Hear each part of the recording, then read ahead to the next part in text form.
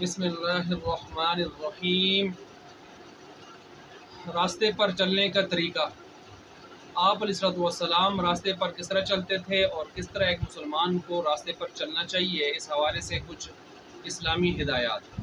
आप अलैहिस्सलाम के हवाले से आता है शुमाइल तिरमिज़ी में, काना यतकफ़्फ़उ रसूलुल्लाह सल्लल्लाहु तआला अलैहि वसल्लम, कि आप अलैहिस्सलाम रास्ते पर चलते थे तकफ़्फ़ु फरमाते थे। तकफ़्फ़ु में 3 चीज़ें होती हैं। नंबर 1 तेज़ चलना, नंबर 2 पाँव उठा कर चलना, नंबर 3 झुक के चलना।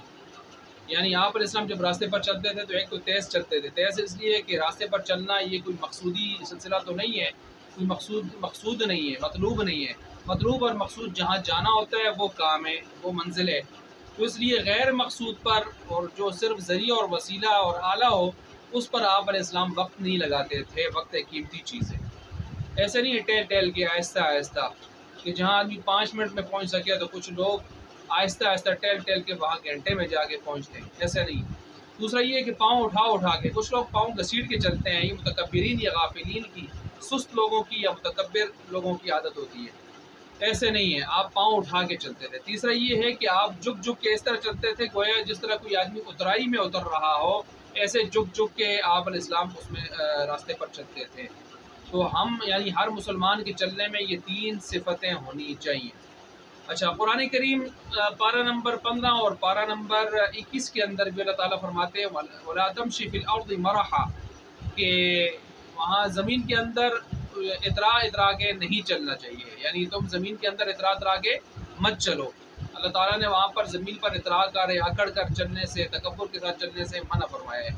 और एक हदीस में आता है एक शख्स अकड़ इस तरह जो है चल रहा था तकब्बुर के साथ, तो अल्लाह ने उसको ज़मीन में धंसा दिया और धंसता चला जा रहा है। कारून है या कोई भी शख्स है।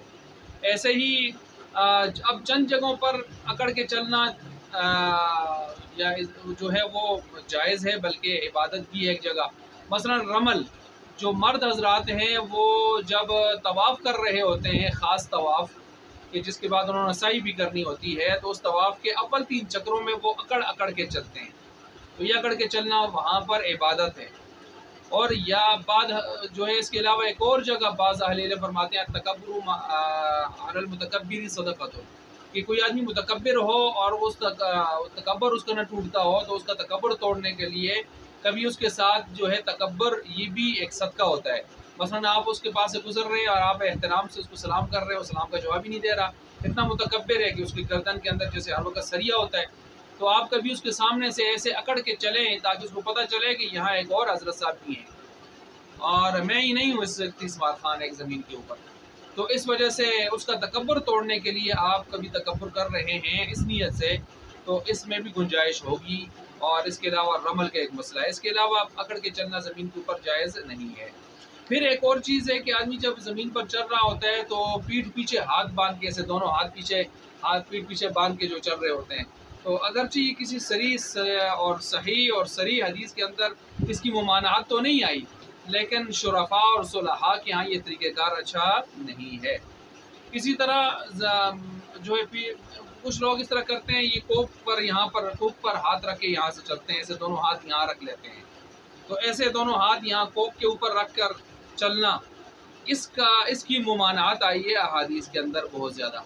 इसी वजह से उलमा उन मुमानात को देखकर जो अहादीस के अंदर आई हैं, मन आया है, उसको देखकर फरमाते हैं कि नमाज के अंदर जो ये मकरूह तहरीमी है और नमाज से बाहर भी ये मकरूह तंज़ीही है। इसकी क्या वजह है कि यहाँ हाथ रख के चलना हदीसों में मना किया गया है बहुत ज़्यादा?